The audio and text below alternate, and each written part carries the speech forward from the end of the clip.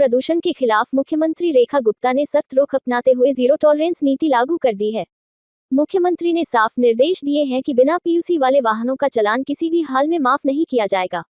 Delhi NCR में pool और share ई बसों को लेकर निजी कंपनियों से बातचीत होगी। ई रिक्शा के लिए नई गाइडलाइन लाई जाएगी और डीटीसी बस रूटों को युक्तिसंगत किया जाएगा। दिल्ली सरकार ने प्रदूषण पर अपनी सख्ती और तेज कर दी है। पर्यावरण मंत्री मनजिंदर सिंह सिरसा ने कहा कि प्रदूषण फैलाने वाले उद्योगों के खिलाफ कार्रवाई जारी है और नियम तोड़ने वाली इकाइयों को तुरंत सील किया जाएगा। GRAP 4 के तहत अब तक 2 लाख से अधिक पीयूसी जारी किए जा चुके हैं, जबकि 10,000 से ज्यादा वाहन जांच में फेल पाए गए हैं। सरकार के मुताबिक जो वाहन प्रदूषण मानकों पर खरे नहीं उतरे, उन्हें वापस लौटा दिया गया। इसके साथ ही दिल्ली सरकार 50% जलाशयों को उनके पुराने स्वरूप में लौटाने की दिशा में काम कर रही है। इस मुद्दे पर MCD और DDA के साथ बातचीत शुरू हो चुकी है। दिल्ली में गंभीर प्रदूषण के बावजूद कोंडली स्थित दिल्ली सरकार के अधीन STP प्लांट में ब्रिक प्लांट के संचालन को लेकर आम आदमी पार्टी ने भाजपा सरकार पर सवाल उठाए हैं।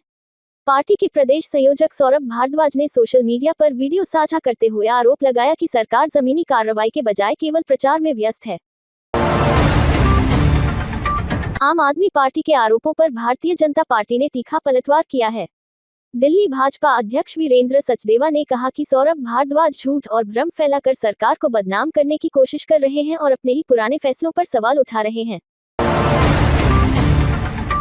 अरावली पर्वतमाला को लेकर भी सियासी घमासान तेज हो गया है। आम आदमी पार्टी के राष्ट्रीय मीडिया प्रभारी अनुराग ढांडा ने आरोप लगाया कि भाजपा सरकार उद्योगपतियों के दबाव में अरावली पहाड़ियों को खत्म करने की साजिश कर रही है, जिससे दिल्ली NCR में प्रदूषण और गंभीर हो सकता है। तापमान गिरने के साथ ही दिल्ली की हवा बेहद खराब श्रेणी में बनी हुई है। केंद्रीय प्रदूषण नियंत्रण बोर्ड के मुताबिक राजधानी का AQI 373 दर्ज किया गया है, जबकि कई इलाकों में यह आंकड़ा 400 के पार पहुंच चुका है। मोहन गार्डन इलाके में दिल्ली पुलिस के जवान ने बहादुरी दिखाते हुए बड़ा हादसा टाल दिया। गैस सिलेंडर फटने की सूचना मिलते ही बीट कांस्टेबल अनिल मौके पर पहुंचे और सूझबूझ से कई लोगों की जान बचा ली। दिल्ली में वर्ष 2025 के डेंगू मामलों को लेकर केंद्र सरकार और भाजपा शासित MCD के आंकड़ों में भारी अंतर सामने आया है। इसको लेकर आम आदमी पार्टी ने भाजपा पर गंभीर आरोप लगाए हैं। सौरभ भारद्वाज का दावा है कि संसद में दिए गए जवाब से MCD के आंकड़ों में कथित गड़बड़ी उजागर हुई है। डेंगू के आंकड़ों पर भाजपा ने आम आदमी पार्टी के आरोपों को सिरे से खारिज किया है। दिल्ली भाजपा प्रवक्ता प्रवीण शंकर कपूर ने कहा कि MCD के आधिकारिक पोर्टल पर 2025 में 1438 डेंगू मामलों की जानकारी दी गई है, जो केवल दिल्ली के निवासियों से संबंधित है, जबकि संसद में बताया गया आंकड़ा दिल्ली के अस्पतालों में इलाज कराने वाले सभी मरीजों का है।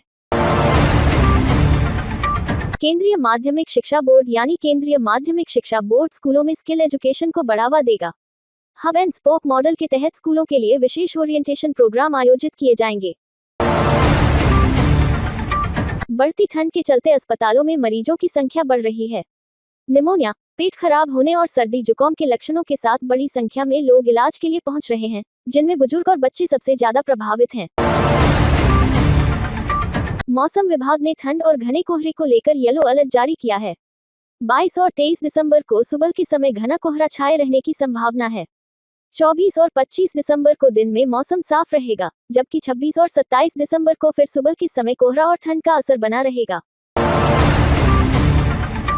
नेशनल हेराल्ड मामले में दिल्ली हाई कोर्ट ने कांग्रेस नेताओं सोनिया गांधी और राहुल गांधी को नोटिस जारी किया है। कोर्ट प्रवर्तन निदेशालय यानी प्रवर्तन निदेशालय की याचिका पर सुनवाई कर रहा है, जिसमें ट्रायल कोर्ट के फैसले को चुनौती दी गई है।